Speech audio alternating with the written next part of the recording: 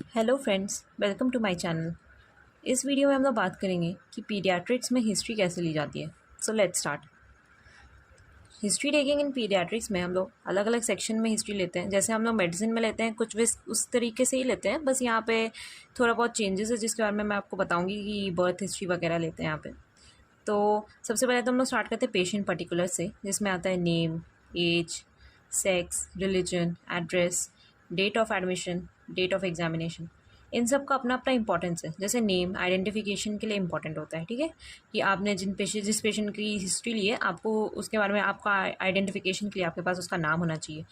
As, क्योंकि कुछ diseases age related होती हैं। जैसे आपको पता है प्रोटीन एनर्जी मालन्यूट्रिशन बच्चों में देखने को मिलता है, ठीक है, मतलब चाइल्डहुड का उसमें इंपॉर्टेंस है, राइट। और फिर आ जाते हैं हम लोग सेक्स पे। सेक्स में जैसे हम लोग बात करेंगे कि फीमेल्स में कुछ डिजीजेस होती हैं जो में होती है, जैसे लाइक सर्वाइकल कैंसर जो फीमेल्स में ही हो सकती है, राइट। और कुछ डिजीजेस जैसे मेल्स में ज़्यादा कॉमन है, कुछ डिजीजेस फीमेल्स में ज़्यादा कॉमन है, जैसे एक्स लिंक डिजीजेस मेल्स में ज़्यादा कॉमन होते हैं वैसे, ठीक है। रिलीजन स्पेसिफिक भी कुछ डिजीजेस हो सकती है, राइट। वैसे ही लाइकवाइज एड्रेस की बात करें तो जैसे कि हम लोग बात करें नॉर्थ बिहार में काला आज़ार ज़्यादा प्रोमिनेंट है, दादर नगर हवेली में लेप्रोसी ज़्यादा कॉमन है, राइट। लाइकवाइज वैसे ही date of admission and date of examination का क्या इंपॉर्टेंस है। तो जिस दिन पेशेंट भर्ती हुआ हॉस्पिटल में, जिस दिन एडमिट हुआ एंड जिस दिन एग्जामिनेशन हुआ उसका, उस दिन का डेट भी हम लोग को लेना होता है हिस्ट्री में, ठीक है। अब नेक्स्ट थिंग हम लोग बात करते हैं चीफ कंप्लेंट्स पे। तो चीफ कंप्लेंट्स में आपको क्या याद रखना है कि आपको उसमें क्रोनोलॉजी मेंटेन करना है, ठीक है ना, ड्यूरेशन के अकॉर्डिंगली। पहली बात तो ये कि जो प्रॉब्लम पहले हुई है उसको आपको पहले मेंशन करना है, जो बाद में हुई है उसको बाद में मेंशन करना है, जो लंबे समय से चल रही है ना उसको आपको पहले मेंशन करना है।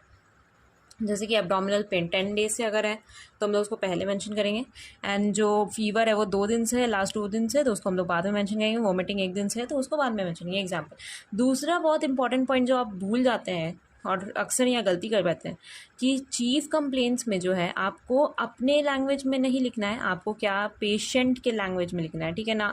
सपोज करो कि एक फीमेल है, वो बोलती है कि एक्सेसिव मेंस्ट्रुअल ब्लीडिंग हो रहा है, एक्सेसिव मेंसेस आ रहे हैं। आपको ये नहीं लिखना है कि the female is suffering from menorrhagia, you have to write that the female is having excessive bleeding, right. ये बात मैंने अपने शॉर्ट्स में ही मेंशन की थी, ठीक है। तो एक्सेसिव ब्लीडिंग आपको पेशेंट के लैंग्वेज में लिखना है, खुद के लैंग्वेज में नहीं लिखना है, राइट। तो ये चीफ कंप्लेंट में ये 2 पॉइंट आपको याद रखना है कि एक तो आपको पेशेंट के लैंग्वेज में लिखना है, दूसरा क्या लिखना है, आपको क्रोनोलॉजी को मेंटेन करना है, ठीक है, क्रोनोलॉजिकली लिखना है आपको। नेक्स्ट थिंग हम लोग आ जाते हैं HOPI पे, ठीक है, हिस्ट्री ऑफ प्रेजेंट इलनेस। तो HOPI सबसे इंपॉर्टेंट है हिस्ट्री में, और अक्सर हम लोग इसमें ही थोड़े कन्फ्यूज हो जाते हैं कि कैसे लिखना है, क्या लिखना है, ठीक है। अब हम लोग यहाँ बात करें तो जैसे यहाँ पे हम लोग को कैसे स्टार्ट करना होता है, तो हम लोग पीरियड में बात करें चाइल्ड की।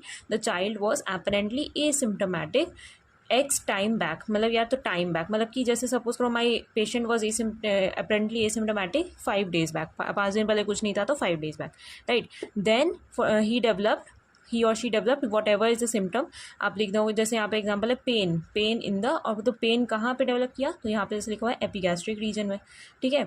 उसके बाद क्या है कि ask about the site of pain, onset of pain, character of pain, aggravating factor, relieving factor, ठीक है। उसके बाद फिर टाइम ड्यूरेशन, रेडिएटिंग है या नॉन रेडिएटिंग है, और अगर रेडिएट कर रहा है तो कहाँ पे। जैसे अगर मान लो है कि ये है, मान लो एब्डोमिनल पेन है रेडिएटिंग टू बैक, ठीक है, ऐसे करके आपको लिखना है। सीवियर है या नहीं, मतलब माइल्ड मॉडरेट सीवियर, ग्रेडिंग करना है, पूछना है आपको पेशेंट से कि कितना दर्द हो रहा है। एसोसिएटेड सिम्टम उसके बारे में लिखना है। तो ऐसे आपको लिखना होता है। पेन बहुत ही इंपॉर्टेंट है, आपको पेन के सारे सॉक्रेट्स एक आप पढ़े होंगे, अगर निमोनिक मैं बाद में आपको कभी शेयर करूँगी। सॉक्रेट्स में क्या क्या होता है ये आप याद रख सकते हैं, site, onset, character, relieving factor, aggravating factor, ठीक है ना। वैसे ही करके सारी चीज़ें यहाँ पे होती हैं। अब नेक्स्ट आ जाते हैं हम लोग फीवर असेसमेंट में, ठीक है। तो ग्रेडिंग ऑफ फीवर हम लोग करते हैं, माइल्ड है या मॉडरेट है या तो सीवियर है, ठीक है ना। उसके बाद नेक्स्ट हम लोग बात करेंगे ऑनसेट की, कि सडन हुआ है या तो ग्रेजुअल है ऑनसेट में, मतलब ग्रेजुअल यानी इनसीरियस, प्रोग्रेसिव है या नॉन प्रोग्रेसिव है, डायर्नल वेरिएशन है कि नहीं, मतलब आपको पूछना है कि या ये दोपहर में ज़्यादा होता है या फिर आपका जो है मॉर्निंग में ज़्यादा रहता है या तो नाइट में ज़्यादा रहता है, या कुछ ऐसा नहीं है, आपको सब कुछ मेंशन करना है। आस्क अबाउट नाइट स्वेट्स, क्या नाइट स्वेट्स के साथ एसोसिएटेड है या तो चिल्स के साथ या राइगर के साथ, ये सब आपको पूछना होता है, ये सब इंपॉर्टेंट फीचर्स, ठीक है ना। जैसे टीबी में आपका फीवर विद नाइट स्वेट्स होता है, इसलिए मैं बोल रही हूँ कि ये इंपॉर्टेंट आपको ध्यान रखना है। जैसे डेंगू में आपका चिल्स होता है, राइगर होता है ना। तो टाइप ऑफ फीवर के बारे में आपको मतलब टाइप ऑफ फीवर, जैसे अब मैं इस पर कभी नेक्स्ट क्लास लूँगी तो आपको बताऊँगी कि 3 टाइप्स ऑफ फीवर होते हैं, कंटिन्यूअस, रेमिटेंट, इंटरमिटेंट। इसके बारे में आपको जानना होता है। जैसे ये कुछ एग्जांपल्स हो गए, तो इसको हम लोग कभी नेक्स्ट वीडियो में डिस्कस करेंगे क्योंकि ये लंबा टॉपिक है। अब नेक्स्ट हम लोग आ जाते हैं वॉमिटिंग असेसमेंट पे। वॉमिटिंग में क्या इंपॉर्टेंट है, टाइम ऑफ वॉमिटिंग, कब हुआ, जैसे projectile versus non projectile. Projectile और नॉन प्रोजेक्टाइल का मतलब आपको पता होगा। जैसे प्रोजेक्टाइल का मतलब होता है ना विदाउट नॉजिया डायरेक्टली वॉमिटिंग हो गया, जैसे कि आप जैसे मतलब पता नहीं चलता पेशेंट को, डायरेक्ट उसने वॉमिट कर दिया।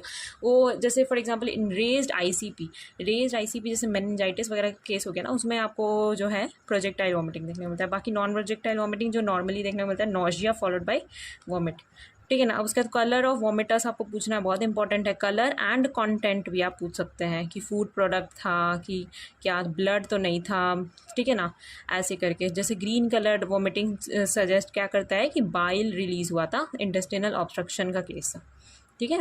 अब एडिशनल इंक्वायरी आपको क्या करना है, मतलब आपने मेन प्रॉब्लम लिख ली है पहले, आपने पहले लिख लिया कि पेशेंट इतने दिन पहले एसिम्प्टोमेटिक था, देन उसने पेन डेवलप किया, मेरे एग्जाम्पल में, उसके बाद पेन के साथ उसको फीवर भी था, फीवर के साथ उसको वॉमिटिंग भी था। यही तीनों हमारे चीफ कंप्लेंट्स है ना, यही तीनों हमारे सीसी में थे, राइट।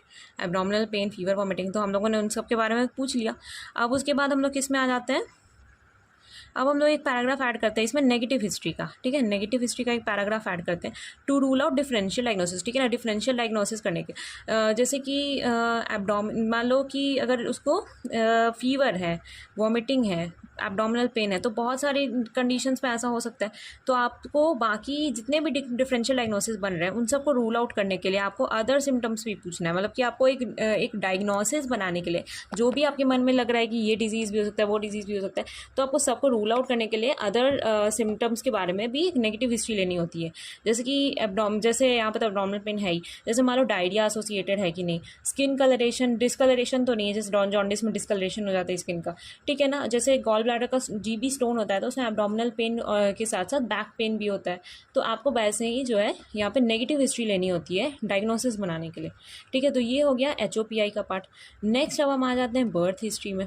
बर्थ हिस्ट्री बहुत ही इंपॉर्टेंट है पीडिया में, ठीक है ना, आपको लेनी होती है। Less than 5 years of age का जब बच्चा होता है ना, हमारे यहाँ तो ये पढ़ाया, आप एक बार देख लेना, अपने प्रोफेसर से पूछ लेना कि वहाँ आप लोग के कॉलेज में यही बोलते हैं कि नहीं, कि थोड़ा वैरी होता है क्योंकि less than 5 years of age के बच्चों का हम लोग बर्थ हिस्ट्री लेते हैं, ठीक है। उसमें उनमें इंपॉर्टेंट होती है कि अगर कुछ छूट गया तो मतलब जैसे माल न्यूट्रिशन का केस है तो हम लोग समझ सकते हैं कि एंटी नेटल हिस्ट्री और पोस्ट नेटल हिस्ट्री से कि कुछ कमी रह गई होगी, ठीक है ना।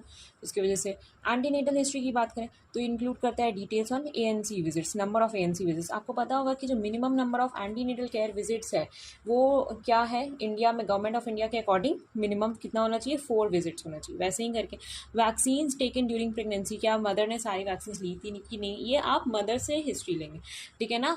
और उसके बाद IFA उन्होंने लिया था कि नहीं, iron folic acid. Drug history की कोई ड्रग वगैरह तो नहीं लेती थी, एंटी कैंसर ड्रग वगैरह, स्टेरॉइड्स वगैरह तो कुछ ऐसा नहीं लेती थी। हाइपोथायरॉयडिज्म की पेशेंट है या नहीं, मतलब थी या नहीं during the time of pregnancy, of course. Gestational diabetes तो नहीं था, क्विकनिंग, इन सब के बारे में हम लोग को हिस्ट्री लेना है, ठीक है। ये एंटी नेटल हिस्ट्री हो गया। नेटल हिस्ट्री के बारे में हम लोग बात करेंगे तो इसमें हम लोग क्या लेते हैं, मोड ऑफ डिलीवरी कैसा था, C-सेक्शन था कि तुम्हारा ये नॉर्मल था, ठीक है ना, वेजाइनल था जिसको कहते हैं वेजाइनल, ठीक है ना। अब उसके बाद प्लेस ऑफ डिलीवरी, होम में हुआ है डिलीवरी, क्योंकि बहुत सारी रूरल एरिया से आपके भी वार्ड में अगर आप जाओ तो पूछो तो बहुत सारे लोग बोलते हैं कि घर पे ही डिलीवरी हुआ था, अनट्रेंड दाई ने किया था। तो ये सारी चीज़ें आपको पता होनी चाहिए कि होम डिलीवरी हुआ था या इंस्टीट्यूशनल डिलीवरी हुआ था। तो हम लोग प्रमोट करते हैं कि ऑफकोर्स कि इंस्टीट्यूशनल डिलीवरी हो। उसके बाद फिर क्या है कि ट्रेंड पर्सनल प्रेजेंट थे कि नहीं वहाँ पे डिलीवरी के टाइम पे, ठीक है ना। फर्स्ट क्राई कब हुआ, डिलीवरी के बाद, जस्ट आफ्टर डिलीवरी या कुछ समय लगा था, ठीक है ना। और फर्स्ट फीड कब करवाया था, आफ्टर डिलीवरी। तो नॉर्मली जो होता है वजाइनल डिलीवरी के 30 मिनट्स के अंदर आपको डिलीवरी आपको फर्स्ट फीडिंग करा देना चाहिए। और सिजेरियन 30 मिनट्स टू 1 आवर समझ लो। और सिजेरियन में हम लोग अप्रॉक्सीमेटली 2 to 4 आवर्स रखते हैं, ठीक है ना। ये 2 to 4 आवर्स में हम लोग को जो है फीडिंग करा देनी है।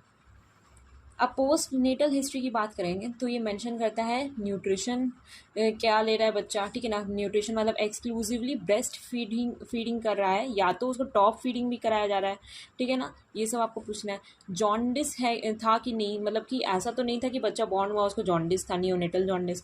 अब नॉर्मल क्राइंग तो नहीं थे। और फिर पोस्ट नेटल चेकअप्स कितने हुए थे, और वैक्सीनेशन का स्टेटस पोस्ट नेटल हिस्ट्री में लेना है। और इसके अलावा आप क्या पूछ सकते हैं कि कोई एबनॉर्मल एक्टिविटी तो नहीं हुई थी, जैसे कि सीजर्स हो गए, जैसे कि आपका जॉन्डिस बोल दिया, ठीक है, जैसे बहुत ज़्यादा रेज्ड हाई फीवर हो गया। अगर ये सब नहीं है तो आप एक लाइन लिख सकते हैं अपने हिस्ट्री में एक्स्ट्रा मार्क्स आने के लिए कि the postnatal period was uneventful, ठीक है ना, the postnatal period was uneventful. अब नेक्स्ट आ जाते हैं हम लोग न्यूट्रिशनल हिस्ट्री पे।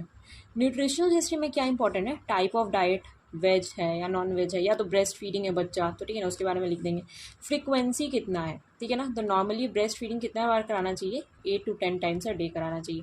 वैसे ही अगर मान लेते हैं थोड़ा बड़ा बच्चा है जो मतलब प्रॉपर जो हमारा फूड होता है वो इनटेक करता है, तो उसमें आपको फ्रीक्वेंसी लेनी है कि कितनी बार खाता है, जैसे ब्रेकफास्ट, लंच, डिनर 3 टाइम्स या 4 टाइम्स स्नैक्स भी लेता है। कैलोरी इनटेक, इसको मैं एक नेक्स्ट वीडियो में डिस्कस करूँगी कि रोटी में, चपाती में कितनी कैलोरी होती है और कैसे हम लोग कैलोरी निकालते हैं और रिक्वायर्ड कैलोरी कितना होता है और कैलोरी डेफिसिट हम लोग निकालते हैं उसके अकॉर्डिंगली मालन्यूट्रिशन को डिस्क्राइब करने के लिए। तो इस पर मैं एक सेपरेट वीडियो डालूंगी, ठीक है ना। अभी के लिए आप याद रखो कि type of diet, frequency, calorie intake. अभी हम लोग एक एग्जाम्पल से भी डिस्कस करेंगे तो ज़्यादा क्लियर हो जाएगा आपको, ठीक है। उसके बाद फिर हम लोग डेवलपमेंटल हिस्ट्री के बारे में बात करते हैं, जैसे जिसमें हम लोग 4 डेवलपमेंट माइलस्टोन्स के बारे में बात करते हैं। ये बहुत ही इंपॉर्टेंट है गाइस, स्टार मार्क कर लो इसको, ये हमसे पीडिया में पूछा ही जाएगा। What are the 4 developmental milestones, और ये आपको पता होना चाहिए। मोटर डेवलपमेंट, इसमें पता है फाइन और कोर्स मोटर डेवलपमेंट। आपको पता है ना, कोर्स मोटर डेवलपमेंट मतलब कि वॉकिंग, साइकिलिंग, मतलब साइकिलिंग ऐसा कुछ, वॉकिंग, रनिंग वगैरह, आपको ये सब हो गया मोटर डेवलपमेंट कोर्स में। और फाइन में जैसे आपको हो गया राइटिंग, ठीक है ना, ये सारी चीज़ें आपकी जो होगी फाइन मोटर डेवलपमेंट में और कोर्स मोटर डेवलपमेंट। अब नेक्स्ट आ जाते हैं कॉग्निटिव डेवलपमेंट, उसके बाद आता है लैंग्वेज डेवलपमेंट एंड फिर आता है हम लोग का सोशियो इमोशनल डेवलपमेंट। अब नेक्स्ट हम लोग बात करें इसके बाद, तो ऑब्स्टेट्रिक हिस्ट्री कब लेते हैं, नियोनेटल हिस्ट्री में। नियोनेटल हिस्ट्री एक अलग टॉपिक है, ठीक है, पीडिया का। उसमें हम लोग बात करते हैं जब नियोनेट जब बॉर्न हुआ है तो मदर से हिस्ट्री लेते हैं, तो हम लोग उनसे इसमें GTPL स्कोर की बात करते हैं, gravida, term, parity, abortion, live birth score, ठीक है ना। उसके बाद चेक करते हैं हम लोग मोड ऑफ डिलीवरी, वही जैसे हम लोगों ने किया था उसमें बर्थ हिस्ट्री में। इंस्टीट्यूशनल और होम डिलीवरी, वजाइनल था या LSCS था, मतलब कि लोअर सेगमेंट सिजेरियन सेक्शन, ठीक है ना, of each child along with birth complication if any. कोई बर्थ में कॉम्प्लिकेशन तो नहीं था, फीटल डिस्ट्रेस तो नहीं था, प्रीटर्म बेबी तो नहीं था, कुछ भी ऐसा कुछ नहीं था।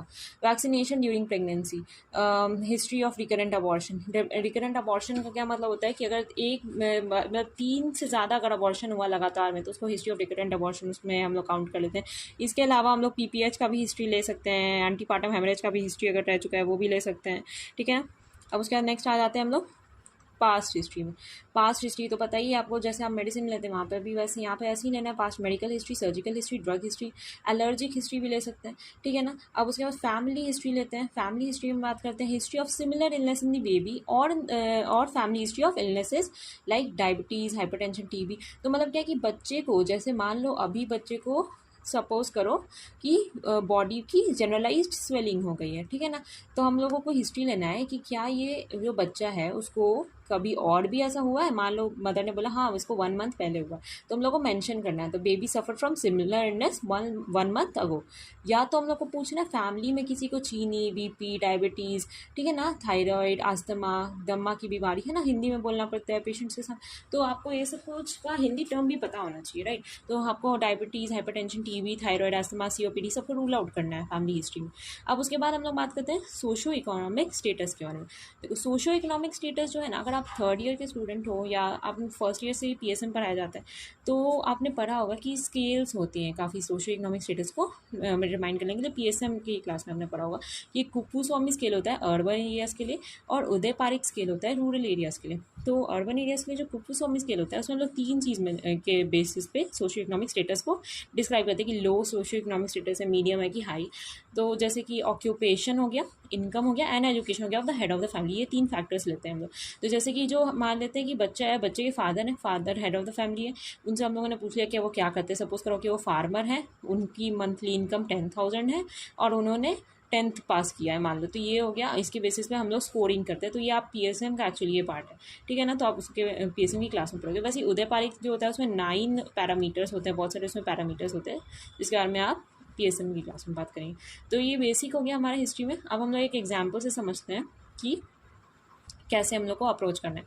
तो जैसे ही यहाँ पे हिस्ट्री है पेशेंट की, तो जैसे उसमें नेम लिखा हुआ है, patient name is Aditya Kumar, he is 12 years old, male, from Siwan, Bihar, ठीक है ना। स्कूल गोइंग बच्चा है, ऑक्यूपेशन में हो गया ये स्कूल गोइंग स्टूडेंट है, हिंदू है बाय रिलीजन।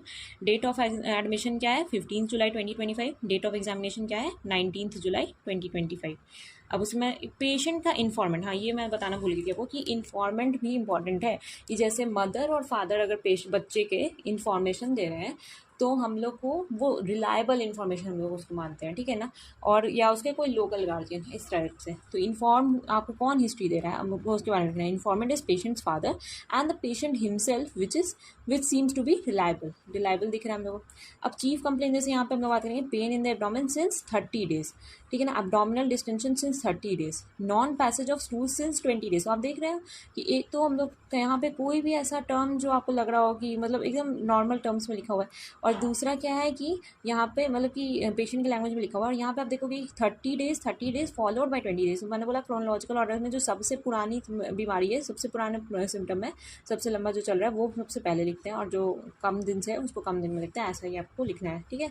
अब हिस्ट्री ऑफ प्रेजेंट इलनेस में से क्या है, यहाँ पे एक लाइन यहाँ पे लिखना चाहिए था कि patient was asymptomatic x days back, 30 days back, ठीक है, वो रहना मिस हो गया है। उसके बाद फिर then he developed infra umbilical pain, ठीक है, insidious, acute onset, severe, acute और क्रोनिक का भी शायद मैंने बात नहीं किया था, हाँ किया था। एक्यूट का मतलब क्या होता है कि आपका जो है अप टू जो है हम लोग 3 मंथ्स तक एक्यूट मानते हैं, उसके बाद फिर उसको क्रोनिक मानते हैं, ठीक है। सीवियर पेन है, ठीक है, नॉन प्रोग्रेसिव इन नेचर है, no radiation of pain, no such aggravating factor, relieved by medication. तो मेडिकेशन यहाँ पे क्या है, रिलीविंग फैक्टर है, और एग्रावेटिंग फैक्टर ऐसा कुछ यहाँ पे सिग्निफिकेंट नहीं है, ठीक है। नेक्स्ट हम लोग बात करें तो abdominal distension since past 30 days, universal infraumbilical distension, insidious, acute onset, no relieving factors, no aggravating factors. अच्छा ठीक है, चलो ये जो हम लोगों ने बात किया था बस वही है, इंसीडियस इन ऑनसेट, ठीक है। No change with water intake associated with flatulence, ठीक है। Decrease passage of stools, scanty, dry, 1 to 2 times a week, no relief on medications. Fever associated नहीं है तो ये नेगेटिव हिस्ट्री हो गई। वॉमिटिंग की बात करें, नॉन बिलस है, प्रोजेक्टाइल टाइप ऑफ वॉमिटिंग है, partly relieved on medication, no such aggravating factor, no history of oedema either facial or tibial chin, ठीक है। अब उसके बाद फिर मतलब कि एडिमा का हिस्ट्री नहीं है, हम लोगों ने देख लिया। टीबिया पे, शिन ऑफ द टीबिया पे हम लोग देखते हैं फेशियल एडिमा नहीं है, ठीक है ना। तो ये रूल आउट कर रहे हैं हम लोग। नो अदर डिजीजेस को, जैसे कि ये किसको रूल आउट कर सकता है, नेफ्रोटिक सिंड्रोम को रूल आउट करने के लिए। No passage of blood in stools. तो ये सारा क्या हो गया, बेसिकली ये एक नेगेटिव हिस्ट्री का हम लोगों ने पैराग्राफ पढ़ दिया। अब पास्ट हिस्ट्री की बात करेंगे तो past history not significant, medical history, surgical, family history, allergic history not significant. आप नॉट सिग्निफिकेंट लिख सकते हो, लेकिन इससे ज़्यादा अच्छा होगा लिखना कि there is no any significant past history, is no any significant family history, ठीक है ना। पूरे लाइन में लिखना है। पर्सनल हिस्ट्री, हाँ एक ये पर्सनल हिस्ट्री का भी इंपॉर्टेंट है। पर्सनल हिस्ट्री में आपको लिखना होता है नॉन वेजिटेरियन या वेजिटेरियन, स्लीप वेक साइकिल के बारे में आपको लिखना होता है, नॉर्मल ब्लैडर बॉवल फंक्शन, ठीक है, मूवमेंट, ये ब्लैडर बॉवल फंक्शन नॉर्मल है कि नहीं, ठीक है ना। उसके बाद फिर यहाँ पे क्या लिखा हुआ है, कॉन्स्टिपेटेड सिंस 1 month, कॉन्स्टिपेशन है 1 month से। फैमिली हिस्ट्री में आप चाहो तो प्रेडिग्री चार्ट भी बना सकते हैं, कि जैसे ये मदर है, ठीक है ना, ये मदर के लिए होता है, ये फादर के लिए होता है, ठीक है, और ये दो यहाँ पे क्या है, सन है, ठीक है। तो ये हो गया no any significant primary and secondary relatives of the disease.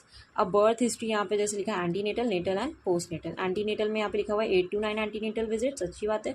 Both vaccines taken, जितने वैक्सीन्स होते हैं टेटनस वगैरह सारे लिए, ऑल वैक्सीन्स टेकन, ठीक है। No hypothyroidism, diabetes in female, IFA taken, ठीक है। अब उसके बाद फिर यहाँ पे नेटल में क्या लिखा हुआ है, जैसे नॉर्मल वजाइनल डिलीवरी, इंस्टीट्यूशनल हुआ विथ ट्रेन प्रोफेशनल, ठीक है ना। सिफेलिक प्रेजेंटेशन था बच्चे का, अब प्रेजेंटेशन चाहो तो लिख सकते हो अगर आपके पास टाइम है तो, ठीक है। 3.2 kg, हाँ बर्थ वेट भी बहुत इंपॉर्टेंट है, बर्थ वेट यहाँ पे लिखना होता है कि बर्थ वेट से पता चल जाता है कि बच्चा अंडर वेट था कि क्या।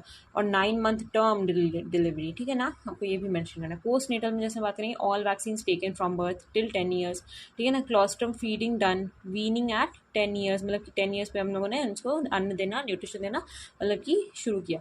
उसके बाद फिर नो जॉन्डिस, नो सीजर्स। तो यहाँ पे आप फिर से ये पॉइंट लिख सकते हो कि the postnatal period was uneventful, ठीक है। अब नेक्स्ट आ जाते हैं हम लोग,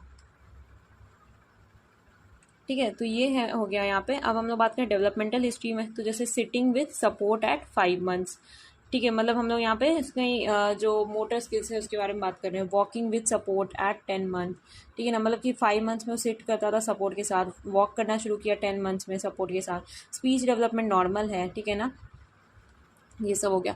अब उसके बाद फिर हम लोग बात करेंगे कि न्यूट्रिशन हिस्ट्री में। न्यूट्रिशन हिस्ट्री में वैसे ही मैंने बात किया ब्रेकफास्ट, ठीक है ना, लंच, डिनर। ब्रेकफास्ट में जैसे 2 रोटी, 1 स्मॉल कटोरी वेजिटेबल। लंच में सेम एज ब्रेकफास्ट। डिनर 2 रोटी प्लस वेजिटेबल। नॉन वेजिटेरियन, आप यहाँ पे अगर आपके पास टाइम है तो आप कैलकुलेट कर सकते हैं कैलोरी, वैसे इतना आपको एग्जाम के टाइम में मिलता नहीं है। इसके अलावा इसमें एक पॉइंट जो छूट चुका है, that is your socio economic status. आपको इसमें पूछना है फादर से कि मतलब बच्चे के फादर से कि उनकी इनकम क्या है, ऑक्यूपेशन क्या है, ठीक है ना, ये सारी चीज़ आपको पता होना चाहिए और उसके हिसाब से हम लोग जो है इसमें ग्रेडिंग करते हैं। तो बस इतना ही था इस वीडियो में। तो थैंक यू फॉर वॉचिंग। और अगर आपको ये वीडियो अच्छा लगा हो तो प्लीज़ अपने फ्रेंड्स के साथ शेयर करें, लाइक करें और मेरे चैनल को सब्सक्राइब करें। Thank you.